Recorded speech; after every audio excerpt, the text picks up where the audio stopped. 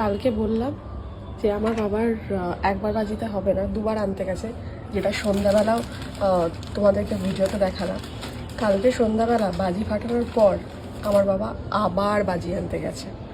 সেই বাজির আমি মানে ভিডিওটা দেখাচ্ছি, জাস্ট দেখো, এক গামলা বাজি। সেই এক গামলা বাজি আজকে পুরো কমপ্লিট করা হবে। এই যে এক গামলা বাজি আছে। কালকে রাত্রিবেলা এইগুলো আবার নতুন নিয়ে এসছে।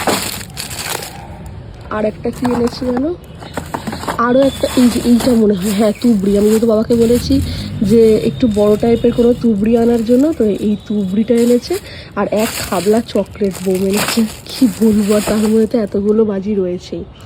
কালকে কিছু ফাটানো হয়েছিল আর ফাটানো হয়নি, আজকে এক গামলা বাজি ফাটানো হবে। বুঝতে পারছো অবস্থা, আজকে এক গামলা বাজি।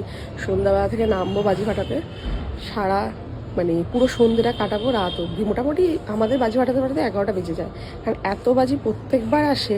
ওই জন্য আমরা কালীপুজোর দিন কোথাও বেরোই না, ঘরে সেজে গুজেই বসে বাজি ফাটাই। এই যে সব বাজিগুলো রোদে দিলাম।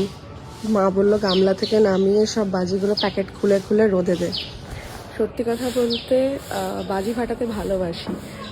এই নেশাটা বাবার থেকেই এসছে আমারও। মানে এই কালী পুজোর সময় বাজিটা না হলে না মনটা কেমন লাগে। আগেরবার অর্ধেক জায়গাতেই বাজি বিক্রি হয়নি, আমাদের এখানেও হয়নি, কলকাতাতেও হয়নি, অনেকটাই কম হয়েছিল, পুলিশ করতে দেয়নি।